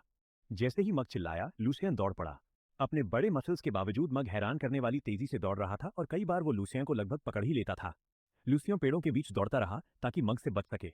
लेकिन जंगल के बाद खुला नदी किनारा था। लुसियन जानता था कि अब वो बच नहीं पाएगा। दूसरा आदमी आने से पहले मुझे मग को हराना होगा। लुसियन घबराया नहीं। उन पागल लाल आंखों वाले चूहों की तुलना में मग भले ही थोड़ा बड़ा हो, फिर भी एक इंसान था। लुसियन तैयार था। उसने पीछे से मग की उत्साहित दहाड़ को पास आते सुना। अचानक लुसियन रुक गया। उसने अपना शरीर नीचे किया और पैर जमीन पर जमाया। उसने पूरी ताकत से मग पर टक्कर मार दी। ये एक अचानक हमला था। मग ने जल्दी से लुसियन के सिर पर घूंसा मारने की कोशिश की ताकि हमला टल सके, लेकिन वो चूक गया। लुसियन सीधे मग की बाहों के बीच से निकल गया। मग की अपनी मोमेंटम की मदद से लुसियन की कसी हुई मुट्ठी मग के नरम पेट में जा लगी। मग को ऐसा लगा जैसे किसी सख्त पत्थर ने उसके पेट पर मारा हो। दर्द से चिल्लाते हुए उसके गले से तेज एसिड ऊपर आ गया। लुसियन जानता था कि एक ही घूंसा पूरी परेशानी खत्म नहीं कर सकता, इसलिए 2 सेकंड बाद उसने निर्दयता से अपनी कोहनी से मग की पीठ पर वार किया। इसके अलावा लगभग उसी समय उसका उठा हुआ घुटना सीधे मग की टांगों के बीच जा लगा। आओ! ये सबसे अच्छे सैवेज अंदाज की दर्दनाक दहाड़ थी और यहां तक कि ऑन्द्रे, जो हमेशा मग के खून का मजाक उड़ाता था, भी इससे इनकार नहीं कर सकता था। अपनी प्राइवेट जगह को पकड़कर मग जमीन पर दर्द से लौटने लगा, गुस्से में गुर्राता हुआ। ये सब देखकर ऑन्द्रे अपने साथी के लिए बुरा महसूस किए बिना नहीं रह सका। उसे भी कुछ दर्द महसूस होने लगा, इसलिए वो धीमा पड़ गया। 1 सेकंड की भी देरी किए बिना लुसियन मुड़ा और तुरंत भाग गया। उसने ऑन्द्रे के हाथ में एक चमकता हुआ डैगर देखा। ऑन्द्रे ने थोड़ा पीछा किया, लेकिन बहुत देर हो चुकी थी। जल्दी ही लुसियन नदी के पार जंगल में गायब हो गया। आखिरकार वो मग के पास रुक गया। इलिप्सिस इलिप्सिस, तुम जितने कमजोर हो उतने ही गरीब हो। वो बदमाश तुम्हें कोई मौका ही नहीं देते। लुसियन को बहुत दुख हुआ। सुबह के 9 बज रहे थे। नोलन डिस्ट्रिक्ट के गेट से चुपचाप वापस घुसते हुए लुसियन सावधानी से ऑल्टो में अपनी झोपड़ी की तरफ बढ़ रहा था। उसे गैंगस्टर्स के उसकी जगह ढूंढने से पहले अपना पैसा लेना था। पास की एक कैबिन के पीछे कुछ देर छिपने के बाद जैसे ही लुसियन बाहर निकलने वाला था, कुछ खतरनाक लोग उसकी झोपड़ी की तरफ आते दिखे। जो आदमी दरवाजा तोड़कर अंदर घुसा था, उसने झोपड़ी को खाली पाया और ये बात साधारण दिखने वाले आदमी जैक्सन को बताई। हमने थोड़ा समय बर्बाद किया है, लेकिन हमें देर नहीं होनी चाहिए, जैक्सन मुस्कुराया। हालांकि मग और ऑन्द्रे बेकार हैं, फिर भी उन्होंने हमें कुछ अच्छी जानकारी दी। बाकी लोगों को पता था कि उस बड़े आदमी के साथ क्या हुआ था। जब जैक्सन ने मग का जिक्र किया तो उन्हें किसी तरह अपनी टांगों के बीच से ठंडी हवा गुजरती हुई महसूस हुई। ऑन्द्रे ने शर्मिंदगी भरी हंसी निकाली, लेकिन वो फिर भी खुश था कि उसे कम से कम 1 हफ्ते तक बिस्तर पर नहीं लेटना पड़ेगा। ऑन्द्रे, तुम जाओ, देखो इस सुअरखाने में कुछ है या नहीं। कुछ मिनटों बाद ऑन्द्रे मुट्ठी भर छोटी छोटी चीजें लेकर बाहर आया। सिर्फ कुछ कतरा है जैक्सन। लुसियन को अफसोस हुआ कि उसने ये सामान कहीं और नहीं छुपाया। ये बताना बहुत आसान था कि उसने इन्हें कहां से पाया था। अगर एरन गैंग ने कचरे की जगह पर कब्जा कर लिया तो अमीर बनने का उसका सपना खत्म हो जाता। कचरा, जैक्सन ने होंठ मोड़े, काफी चालाक नौजवान है। उसने डंप साइट में ऑरिचाल्कम ढूंढ लिया। महल से, नोबल्स इलाकों से, म्यूजिशियंस एसोसिएशन से, मर्सनरीज यूनियन से, सब कुछ नदी के पास वाले डंप साइट में जाता है। ये अमीर लोगों के लिए बेकार है, लेकिन हमारे लिए नहीं। उसका अंदाजा सही था। इस लड़के की वजह से हमें पैसा कमाने का एक नया तरीका मिला। धातु के एक टुकड़े से खेलते हुए जैक्सन ने अपनी मशहूर मुस्कान के साथ आदेश दिया, उसका सारा सामान तोड़ दो, पैसा अपने पास रखो, जो उसे ढूंढेगा उसे इनाम मिलेगा। जैक्सन ने अपने आदमियों को लूसियन को ढूंढने भेजने की जहमत नहीं उठाई। उनके पास और भी बहुत काम थे। समय बहुत कीमती था, लूसियन जैसे किसी छोटे आदमी पर बर्बाद करने के लिए नहीं। जोर जोर से चिल्लाते हुए वे लूसियन की छोटी झोपड़ी में घुस गए और उसका सामान तोड़ना शुरू कर दिया। मुठियां भींचे और दांत पीसते हुए लूसियन आवाज से समझ गया कि उसकी मेज, उसके बाद उसका मिट्टी का बर्तन टुकड़ों में टूट गया। लेकिन वो जानता था कि अपनी मौजूदा ताकत से वो गुंडों के खिलाफ कुछ नहीं कर सकता। वे उसे पीट पीट कर मार देते, और वो ऐसे मरना नहीं चाहता था। कानून उसकी मदद नहीं करता, क्योंकि उससे ऊपर बैठे लोग परवाह नहीं करते थे। अगर वो चुड़ैल कब्रिस्तान नहीं गई होती तो कोई उसे नहीं ढूंढ पाता। पीछे की आवाजें धीमी पड़ने लगी और लूसियन का दिमाग भटकने लगा। अगर मैं सॉर्सरर बन जाऊं तो मैं खुद को बचा सकता हूं। मुझे ज्यादा नहीं चाहिए। मैजिक सीखने के बाद मुझे बस रहने के लिए एक जगह चाहिए। मुझे करना होगा। हाँ, मेरे पास कोई और रास्ता नहीं है। मैजिक सीखना खतरनाक है, लेकिन कमजोर रहना भी कोई बेहतर नहीं है। उसके बंद पड़े विचार फिर से सतह पर आने लगे, जैसे उसके आसपास के बुरे कामों ने उन्हें बुला लिया हो। अलीसा की चीख ने उसके विचार तोड़ दिए। तुम बदमाश हो, ये सब क्या कर रहे हो? घर का काम करते हुए अलीसा ने लूसियन की जगह से आ रही गड़बड़ सुनी। उन्हें रोकने की कोशिश करते हुए वो चिल्लाई और अपने लंबे चम्मच को लहराते हुए गुंडों की तरफ बढ़ी। इसे हटाओ, जैक्सन ने कहा। दो खूंखार आदमी अपनी बाहें चढ़ाकर अलीसा की तरफ बढ़े, लेकिन उन्होंने अपने सामने खड़ी इस गृहिणी को कम आंका। आंटी अलीसा ने सीधे अपने लकड़ी के चम्मच से उनमें से एक के माथे पर वार किया। आ अचानक हुए हमले से वो आदमी दर्द में चीख उठा, लेकिन जल्द ही और लोग शामिल हो गए। हालांकि अलीसा लंबी और मजबूत थी, लेकिन आखिरकार वो एक औरत ही थी। एक जोरदार मुक्का उसके कंधे पर लगा और उसका चम्मच जमीन पर गिर गया। अलीसा दर्द से कराह उठी, लेकिन फिर भी पीछे नहीं हटी। तुम नीच लोगों, रुको, इंस्पेक्टर्स आ रहे हैं। एक दीवार के पीछे छुपकर ये सब देखते हुए लूसियन का दिमाग पीड़ा और यातना से भर गया। लूसियन, क्या तुम आदमी हो? हालांकि वो आंटी अलीसा और उसके पति जोल से कुछ ही दिन पहले मिला था और उनका रिश्ता बहुत गहरा नहीं था। लेकिन अब जब उसने अलीसा को अपनी वजह से चोट खाते देखा तो उसे समझ आ गया कि किसी औरत के पीछे छुपकर उसे लड़ने देना पूरी तरह गलत है। फक! मुट्ठी भींचते हुए लूसियन ने अपनी झोपड़ी की तरफ एक झटपट नजर डाली और बाहर कूद पड़ा। उसका निशाना जैक्सन था, जो वहां अकेला खड़ा था। लूसियन पूरी ताकत से जैक्सन पर टूट पड़ा। अचानक हुए हमले से चौंककर जैक्सन लूसियन से टकराकर जमीन पर गिर गया। दोनों जमीन पर लड़ने लगे और लूसियन ने अपने बाएं हाथ से जैक्सन के हाथों को कसकर पकड़ने की कोशिश की, ताकि कहीं उसके पास कोई डैगर ना हो। वहीं उसका दायां हाथ जैक्सन की गर्दन तक पहुंचने की कोशिश कर रहा था। लूसियन को हालात पर काबू पाने के लिए उनके लीडर को पकड़ना था। लेकिन जैक्सन बिल्कुल भी अनाड़ी नहीं था। उसे भी लड़ाई का अच्छा अनुभव था। जमीन पर लुढ़कते हुए जैक्सन ने लूसियन को उसकी गर्दन पकड़ने का कोई मौका नहीं दिया। साथ ही वो लगातार अपनी कोहनी लूसियन की पसलियों पर मारता रहा। जगह कम होने की वजह से जैक्सन के वार बहुत ज्यादा ताकतवर नहीं थे। फिर भी लूसियन के लिए वे असहनीय थे। दर्द से कराहते हुए भी उसने हार नहीं मानी। वो लगभग पहुंच ही गया था। उसने जैक्सन की गर्दन छू ली। अचानक लूसियन के पेट में जोरदार मुक्का पड़ा। जैक्सन के आदमियों ने उसे जमीन पर जोर से पटक दिया। उठने से पहले ही घूंसे और लातें बारिश की तरह लूसियन के शरीर पर पड़ने लगीं। असहनीय दर्द से लूसियन जमीन पर लौटने लगा जैसे कोई आवारा कुत्ता। वो मुश्किल से अपने जरूरी हिस्सों को ढक पा रहा था। लूसियन का दिमाग फिर से भटकने लगा। सब कुछ असली नहीं लग रहा था और किसी मूवी की तरह धीरे धीरे गायब हो रहा था। आंटी एलिसा की रोती आवाज किसी और दुनिया से आ रही थी। रुको, रुको! उसी पल लूसियन ने मन बना लिया। चाहे जो भी हो, उसे मजबूत बनना ही होगा। जैक्सन दूसरी तरफ खड़ा था, लूसियन को जमीन पर इधर उधर लौटते हुए देख रहा था। उसने उसे जोर से कुचला और अपने आदमियों को रोक दिया। उसका दोस्त नाइट स्क्वायर है। चलो खुद को मुसीबत में न डालें। हालांकि ये अफवाह थी कि रोजन एरन के किसी बड़े नोबल से संबंध है, फिर भी एक गैंग को कुछ हद तक डिसिप्लिन रहना पड़ता था, वरना चर्च या नोबल्स उसे बहुत जल्दी खत्म कर देते। लूसियन जमीन पर पड़ा था, उसकी नाक और मुंह से खून निकल रहा था। जैक्सन ने उसकी तरफ मुस्कुराते हुए कहा, असल में मैं तुम्हारी हिम्मत और अक्ल की कद्र करता हूँ। सच में करता हूँ। लेकिन मेरे लड़के, ज्यादा लालची मत बनो। मुझे उम्मीद है कि तुम समझते हो कि क्या तुम्हारा है और क्या नहीं। हाँ, लूसियन ने भारी आवाज में सिर्फ इतना जवाब दिया। लूसियन का जवाब जैक्सन को थोड़ा अजीब लगा, लेकिन उसने ज्यादा ध्यान नहीं दिया। जैक्सन और उसके आदमी जीत के साथ वहां से चले गए, लूसियन का सारा जमा किया हुआ सामान और 45 फेल्स लेकर। सुबह की धूप बहुत तेज नहीं थी। लूसियन धूप में लेटा हुआ था, घावों और खून से ढका हुआ। साफ नीले आसमान को देखते हुए, हल्की हल्की ताजी हवा में सांस लेते हुए लूसियन दर्द भूल गया। उसका दिमाग गहरे समुद्र की तरह लहरा रहा था। लूसियन को एहसास हुआ कि उसने जो कुछ भी पहले झेला था, वो सब उसे उसके आखिरी फैसले तक ले आया था, मैजिक सीखना। हालांकि वो जानता था कि आगे उसे और भी ज्यादा सावधान और सतर्क रहना होगा, लेकिन उसी समय फैसला कर लेने के बाद वो पहले से कहीं ज्यादा हल्का और शांत महसूस कर रहा था। लूसियन के चोट लगे चेहरे पर एक हल्की मुस्कान भी थी। उसे लगा कि पिछले कुछ दिनों में वो सच में बड़ा हो गया है, अपने पुराने दुनिया से कहीं ज्यादा तेजी से। गुस्सा, हीनता की भावना और असुरक्षा का एहसास सब मिलकर उसे इस फैसले तक ले आए थे, और उसे लाइब्रेरी भी मिली थी। तो फिर क्यों नहीं? लूसियन ने खुद से पूछा, लंबे समय के दबाव से राहत महसूस करते हुए। मेरे बेचारे एवंस, ओ मेरे बेचारे एवंस, क्या तुम ठीक हो? अलीसा ने लूसियन का हाथ पकड़ने की कोशिश की। उसके हाथों और पैरों की हल्की सी हरकत ने लूसियन को दर्द से सहरा दिया। मैं ठीक हूं, आंटी अलीसा। वे मुझे मारना नहीं चाहते थे, किस्मत से। आंटी अलीसा ने लूसियन का हाथ पकड़ा और उसे अपने घर की ओर ले गई। वो गुस्से में लगातार बुदबुदा रही थी। इन बदमाशों को अनंत आग की लपटों में नरक में फांसी दी जाएगी और यातना दी जाएगी। घाव साफ करने के बाद अलीसा आज क्या हुआ ये पूछने ही वाली थी। उससे पहले ऐसा लगा जैसे उसे अचानक कुछ याद आ गया हो और उसके हाथ थोड़े असहज हो गए। लूसियन। हाँ आंटी एलिसा। ये ये बात है। जॉन आज वापस आ रहा है। क्या तुम ये बात अपने तक रख सकते हो और उसे मत बताना? तुम जॉन को जानते हो, तुम उसके सबसे अच्छे दोस्त हो। अगर उसे पता चला, मुझे डर है वो बदला लेने से खुद को रोक नहीं पाएगा। एक नाइट स्क्वायर के रूप में वो फिर बड़ी मुसीबत में पड़ जाएगा। ये जानते हुए कि जॉन आंटी अलीसा और अंकल जोएल की सबसे बड़ी उम्मीद था, लूसियन ने सिर हिलाया। बी बिल्कुल।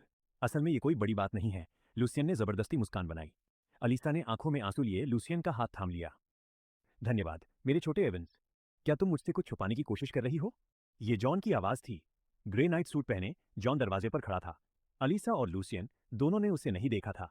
अलीसा ने जल्दी से जवाब दिया, कुछ नहीं कुछ नहीं। तुम जल्दी वापस आ गए? जॉन अंदर आया और अपने लिए एक कुर्सी खींची।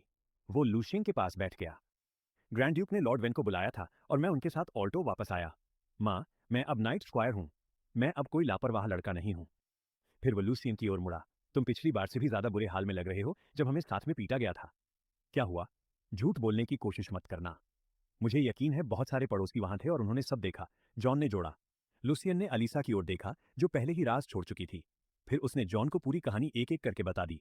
बात करते हुए लूसियन हवा में जॉन की भावनाओं की वजह से तनाव महसूस कर सकता था, वही जो उसने सीवर में साथ लड़ते गार्ड से महसूस किया था। बेशक जॉन बहुत गुस्से में था, लेकिन उसने खुद को जल्दी ही शांत कर लिया।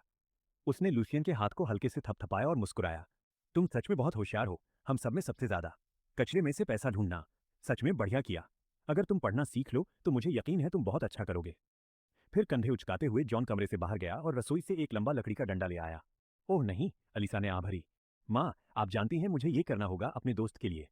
लेकिन जॉन, लॉर्ड वेन को ये पसंद नहीं आएगा। हाँ जॉन, लूसियन ने जल्दी से कहा, मत जाओ, ये कोई बड़ी बात नहीं है। मुझे देखो, मैं ठीक हूं। जॉन मुड़ा और सिर हिलाया। लॉर्ड वेन हमें हमेशा बताते थे कि एक नाइट का काम होता है कमजोरों की रक्षा करना और हिंसा के खिलाफ लड़ना। एक स्क्वायर के रूप में मैं खुद को पहले ही नाइट मानता हूं और नाइट के विश्वास का पालन करने की कोशिश करता हूं। उसकी आंखें दृढ़ थीं। उसके इशारे खुले और मजबूत थे। लूसियन, मेरा दोस्त, उसके साथ जुल्म हुआ है और उसकी जगह तबाह कर दी गई है। अगर मैं सिर्फ इसलिए चुप रहूं कि लॉर्ड वेन नाराज ना हो, तो मेरा अंदर का अपराध बोध कभी मुझे छोड़कर नहीं जाएगा। हाँ, शायद मैं अब ब्लेसिंग जगह ना पाऊं क्योंकि मैंने नियम तोड़े, लेकिन मैं अपने विश्वास के प्रति वफादार रहूंगा। लॉर्ड वेन मेरे साथ होंगे, मुझे ऐसा लगता है। मैं जानती हूँ जॉन, मैं जानती हूँ। लेकिन अलीसा की आंखों में आंसू आ गए। जॉन ने अपनी माँ को गले लगाया और धीरे से दिलासा दिया। सब ठीक है माँ, मैं किसी को मारने नहीं जा रहा। मैं हद से ज्यादा नहीं करूंगा। देखिए, मेरे हाथ में क्लब है, ब्लेड नहीं। क्या आप मुझ पर भरोसा कर सकती हैं माँ? आखिरकार अलीसा ने बड़ी मुश्किल से सिर हिलाया। सावधान रहना जॉन। उन्हें सावधान रहना चाहिए माँ। क्लब पकड़ते हुए जॉन आत्मविश्वास से मुस्कुराया। जब वो जाने ही वाला था, लुशियन ने उसे पीछे से पुकारा, रुको जॉन। हाँ, जॉन ने पीछे मुड़कर देखा। अपनी बची खुची ताकत से लुसियन बिस्तर से उठ खड़ा हुआ। उसे लगा उसका खून तेजी से बह रहा है और उसका शरीर जल रहा है।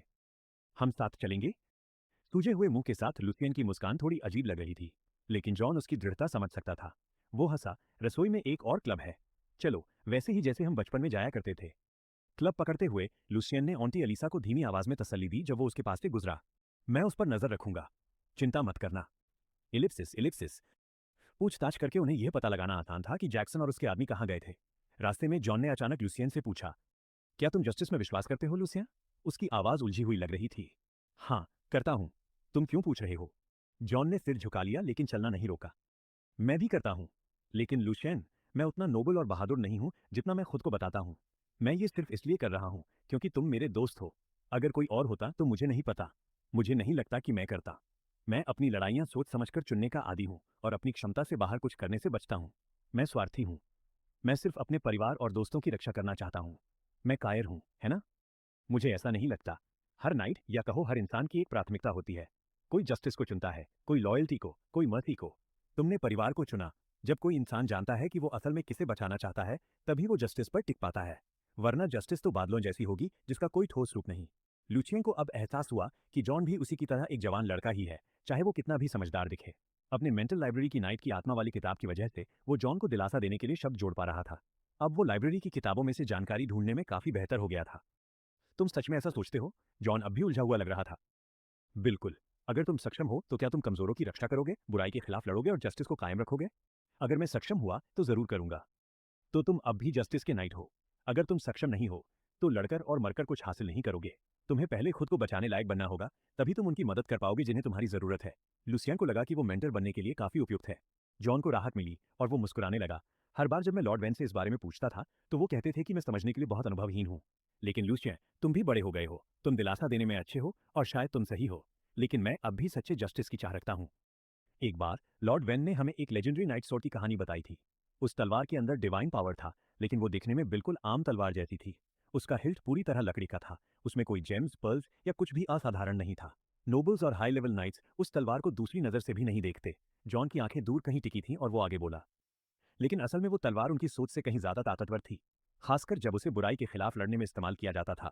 जो बात मुझे सबसे ज्यादा याद रह गई वो तलवार पर खुदे शब्द थे, जस्टिस चमक दमक और शक्ति के सामने फीकी लगती है, लेकिन हर कोई उसका प्रतिनिधि बन सकता है, अमीर या गरीब, पढ़ा लिखा या अनपढ़, योद्धा या किसान।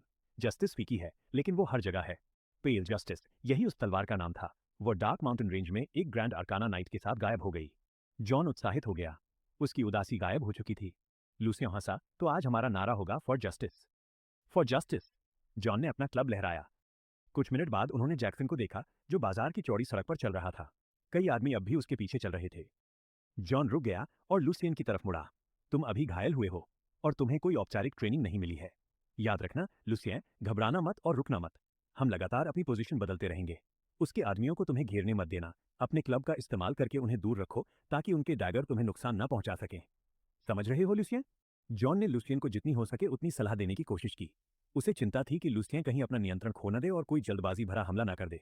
हालांकि लुसियन के पास पहले से कुछ ठीक ठाक अनुभव था।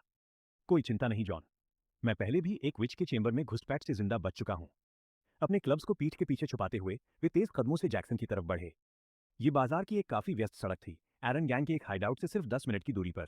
मर्चेंट्स, मर्सनरीज और एडवेंचरर्स वहां इकट्ठा थे, इसलिए किसी ने उन पर ध्यान नहीं दिया। जब वे जैक्सन से बस कुछ ही कदम दूर थे तो उन्होंने एक दूसरे की तरफ देखा, सिर हिलाया और क्लब्स को कसकर पकड़े हुए गुंडों की तरफ दौड़ पड़े। लुसियन ने उस आदमी को पहचान लिया जिसने उसे जोर से लात मारी थी। बिना एक पल सोचे उसने अपना क्लब सीधे उस ठग के सिर की तरफ घुमा दिया। अगर तुम ट्रेंड नहीं हो या काफी मजबूत नहीं हो तो पूरी ताकत से वार करो। यही लुसियन ने सीखा था। आदमी को समझ आने से पहले ही उसके निचले जबड़े पर जोरदार वार पड़ा। फिर वो बेहोश हो गया और सीधे जमीन पर गिर पड़ा। दूसरी तरफ जॉन ने जल्दी से एक और आदमी को ढेर कर दिया। एक नाइट स्क्वायर होने के नाते जॉन इसमें सच में काफी अच्छा था। हालांकि उसने सिर पर निशाना नहीं लगाया, उसका सटीक वार सीधे उस आदमी की दाईं बांह को उखाड़ बैठा। दो आदमी गिर चुके थे, लेकिन उनमें से एक की तेज चीख ने बाकी लोगों का ध्यान खींच लिया। जैक्सन हैरान हुआ, लेकिन पल भर में उसकी आंखें खूंखार हो गईं। उसके आदमियों ने अपने डैगर्स निकाल लिए। तेज धार वाली ब्लेड्स आसपास की रोशनी को चमका रही थीं। राहगीर तेजी से इधर उधर हटने लगे, उन्हें लगातार चलते रहने के लिए ज्यादा जगह मिल गई। लुशियन और जॉन अलग अलग दिशाओं में दौड़ते रहे। वे रुक नहीं सकते थे। इस स्ट्रैटेजी की कुंजी यही थी कि किसी एक दुश्मन पर बहुत ज्यादा समय न लगाया जाए, तभी उन्हें पीछे से घेरा न जा सके। ये स्ट्रैटेजी काफी अच्छी तरह काम कर रही थी। एक और ठग जमीन पर लौट रहा था, लेकिन लगातार चलते रहना बहुत मुश्किल भी था। जॉन खुद को रोक रहा था। वो किसी को गंभीर रूप से चोट पहुंचाकर मुसीबत में नहीं पड़ना चाहता था, लेकिन यही उसकी चिंता उसकी कमजोरी बन गई। जमीन पर गिरे कुछ लोग अब भी लड़ने की हालत में थे और मौका पाकर उन्होंने अपने डैगर्स निकाल लिए और जॉन की टखनों पर वार किया। नीची ब्लेड से बचते हुए जॉन ने ध्यान नहीं दिया कि बाकी लोग उसे घेरने लगे थे।